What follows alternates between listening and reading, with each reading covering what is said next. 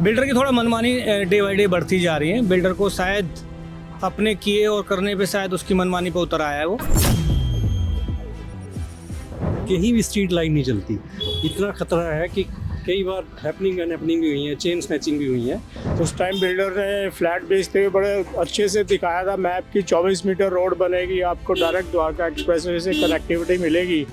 लेकिन पिछले 4-5 साल से we are surviving just on this revenue road.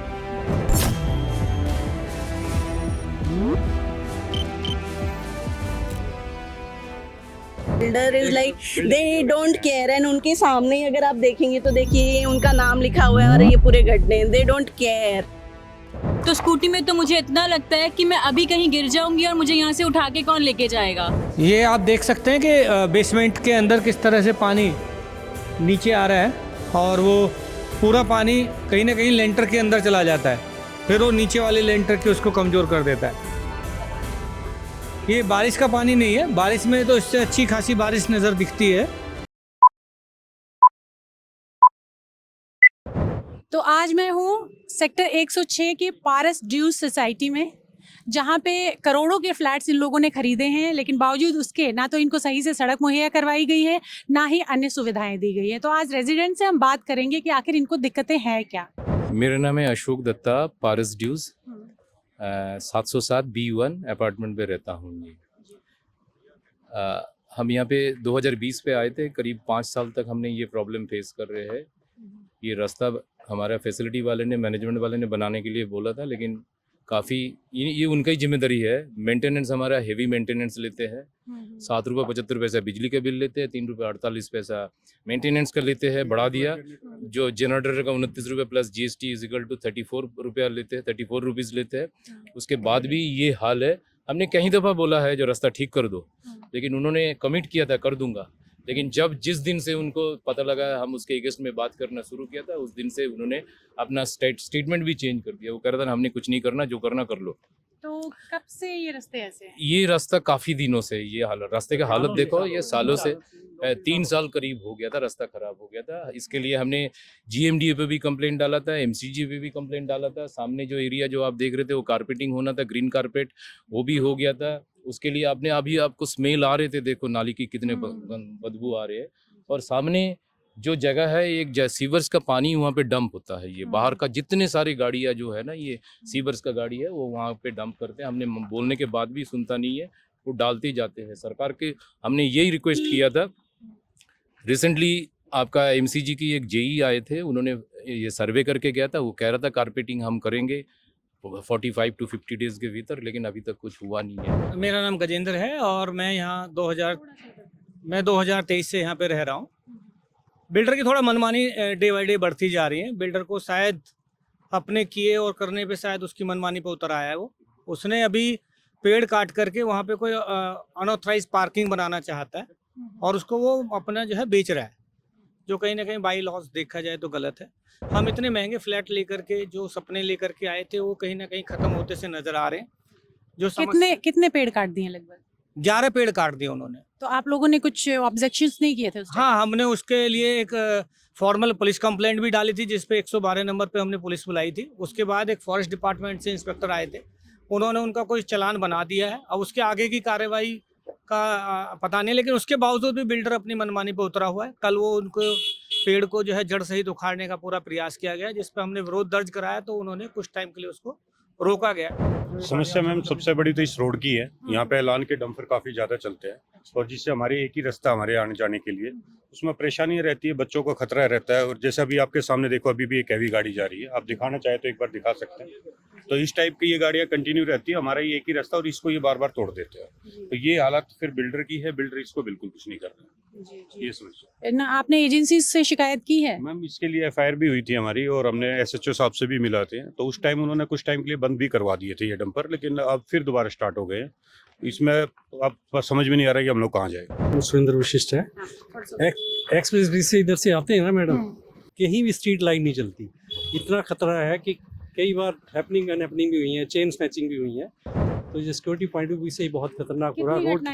कितनी घटनाएं हो चुकी है चेन स्नैचिंग की? 3-4 तो नोटिस में आई हैं, साल भर ही हुआ हमें भी। तो महिलाओं के लिए मतलब रात को तो निकल ही नहीं सकते आप, इतनी हालत थी। हम आपको यहाँ पे गाड़ियाँ लग जाती हैं मैम, आउटसाइडर्स होते हैं गांव के आसपास के लोग। आपका क्या नाम है? मेरा नाम अजय भारद्वाज है और रास्ते में ये गाड़ियाँ लगी होती हैं और वहाँ विस्की वगैरह सब चल रही होती है। तो इसी रोड का तो बहुत बुरा हाल, हम आ ही नहीं सकते इस रोड के पोल्यूशन की ऊपर। क्या स्थिति होती है? पोल्यूशन मैम, ये कंस्ट्रक्शन चल रही है मैम, ये सारे दिन हम लोग तो रोटी के साथ जो है मिट्टी भी खाते रहते हैं हम लोग, ये पोल्यूशन तो चलता ही रहता है सारे दिन। जो अभी पोल्यूशन का टाइम आता है अक्टूबर से लेके फरवरी तक का, उसमें कैसे करते हैं आप लोग सर्वाइव? मैम क्या करें, सर्वाइव क्या, बीमार होते रहते हैं, डॉक्टर्स को पैसे देते रहते हैं, यही चलता रहता है और क्या इलाज है उसका। इधर से जब भी जितने भी डंपर निकलते हैं पूरा मिट्टी, आप कुछ भी देखोगे कहीं हम बैठ नहीं सकते हैं में उन्हें इतने करो, ये हालत है। मैं सत्यव्रत हूँ, यहाँ जुलाई 2021 में आया था। उस टाइम बिल्डर ने फ्लैट बेचते हुए बड़े अच्छे से दिखाया था मैप की 24 मीटर रोड बनेगी, आपको डायरेक्ट द्वारका एक्सप्रेसवे से कनेक्टिविटी मिलेगी। लेकिन पिछले 4-5 साल से we are surviving just on this revenue road. ये द्वारका एक्सप्रेसवे जाने के लिए रेवेन्यू रोड, एंड इसमें आप देख लीजिए एक हाई टेंशन केबल लगे हुए वायर्स के, बिल्कुल नैरो रोड है ये।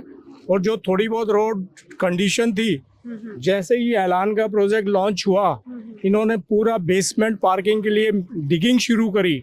और जब वो मिट्टी की डिगिंग के लिए डंपर्स आते थे, वो सारे इसी रोड को यूज़ करते हैं, जबकि रेवेन्यू रोड पे हैवी डंपर्स चल ही नहीं सकते। और ये E&F टावर पूरा डेली जो है ना धूल मिट्टी में भर जाता है। ये 2 साल से तो ये भुगता है। इवन नाउ इनके हैवी डंपर्स यहाँ पे मूव करते हैं। और इसके साथ में जो जगह है जहाँ पे ड्रेन बना हुआ है, कवर ड्रेन है, यहाँ पे जो सीवेज वेस्ट या जो भी इंडस्ट्रियल वेस्ट होता है, लिक्विड वेस्ट डंप करने के लिए इसके मैन होल्स हटाते हैं, वो आते हैं ट्रक्स और इसमें पाइप लगा के पूरा सारे इसमें वेस्ट डंप करके जाते हैं। इन एडिशन टू दैट सारा C&D वेस्ट डंपिंग ग्राउंड ये बन गया है और इतनी स्मेल आती है इस एरिया में।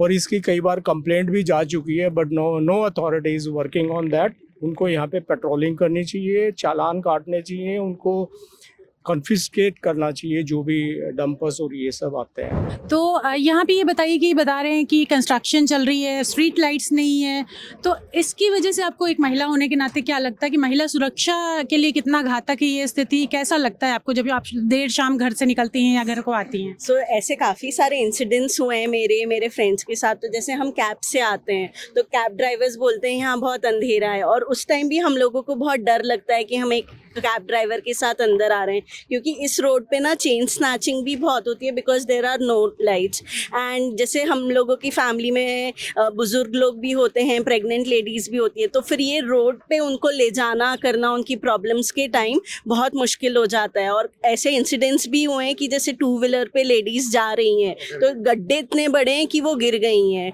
और फिर हम सोसाइटी वाले भी हेल्प करते हैं। और हम लोगों ने यहाँ पे कई बार लाइट्स भी लगवाए हैं, यानी सोसाइटी वालों ने मिलके कि चलो बेटरमेंट हो, पर वो लाइट्स कभी चोरी हो जाते हैं, कभी कुछ हो जाता है, तो उनका भी कुछ पता नहीं रहता है। तो सेफ्टी वाइज इस रोड पे चलना इज़ वेरी डेंजरस। तो ना तो बिल्डर कोई सुध ले रहा है, ना ही प्रशासन कोई जिम्मेदारी दिखा रहा है। नहीं, बिल्डर ने तो, हम लोगों ने इतनी बार कंप्लेंट्स डाली है, झगड़ा हुआ है, पर कुछ नहीं किया। But you can see the condition, builder is like they don't care. And उनके सामने ही अगर आप देखेंगे तो देखिए उनका नाम लिखा हुआ है और ये पूरे गड्ढे, दे डोंट केयर।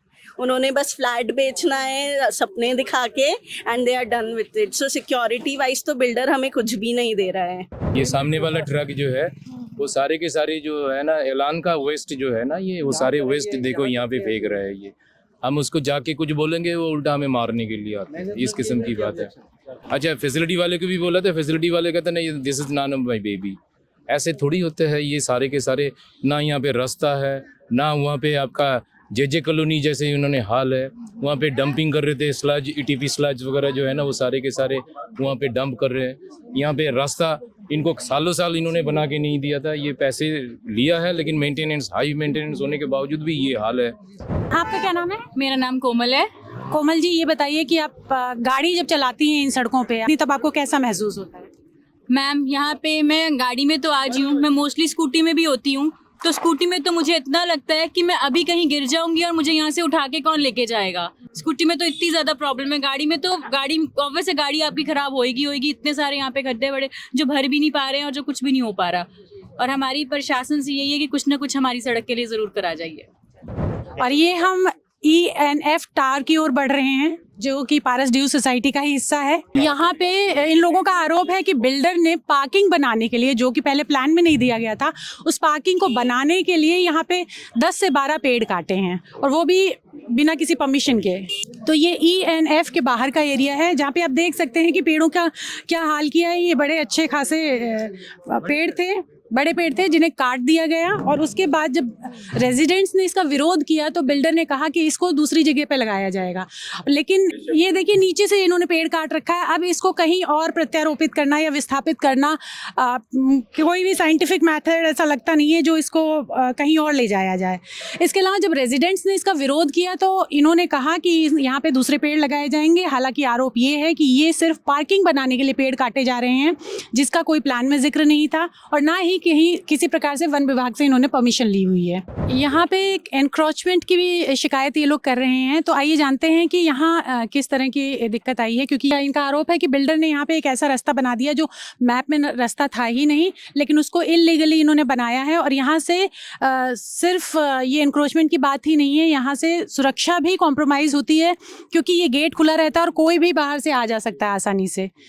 तो सर बताइए कि क्या किया बिल्डर ने और कब किया? बिल्डर की मनमानी, जैसा मैं बोल चुका हूँ, बढ़ती जा रही है। अभी आपने देखा कि उन्होंने अवैध पार्किंग बना करके उनको सेल करना शुरू कर दिया है। इससे पहले आप देखेंगे ये हमारी सोसाइटी का हिस्सा हुआ करता था, इसमें एक इन्होंने दीवार लगा दी है, और आप पीछे देख पाएंगे अगर कैमरे से तो उधर झुग्गी है, पीछे ये झुग्गी है। अब इसके लिए इजीली एक्सेस दे दिया इन्होंने। हमारी सिक्योरिटी लैब्स हैं ये। कई सारी जगह हम लोग देख रहे हैं कि हमारे जो पूरी तरह से वॉल टूटी पड़ी हैं, जो हमारी जो बाउंड्री वॉल्स हैं, उन पे बिल्डर कोई काम नहीं कर रहा है। मतलब he is not about safety क्या है। अब देखिए हमारे लिए सेफ्टी थ्रेट्स बना हुआ है ये।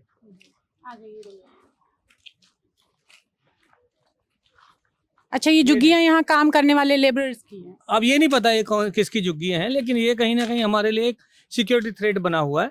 यहाँ से आप देख पाएंगे हमारा एक तो सोसाइटी का बहुत बड़ा हिस्सा इन्होंने एक बाउंड्री वॉल बना करके, जो इसको हमारी जो जगह थी, जो हमारी सोसाइटी का एक अच्छा हिस्सा था, उसको हटा दिया है। और साथ के साथ हमारे लिए सिक्योरिटी का एक नया चैलेंज खड़ा है।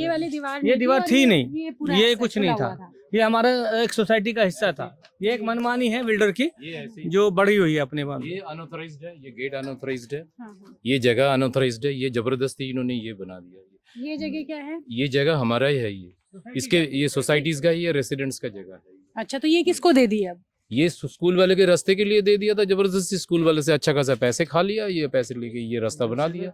जबकि जो नक्शा जो है, ये जो आपका बिल्डिंग सैंक्शन प्लान है, उस पे ये बाउंड्री वॉल है, इसको तोड़ने के लिए they have to get the permission from the concerned authority. लेकिन ऐसे ही इन्होंने कुछ नहीं किया था, ये अपने मनमर्जी ये बना दिया।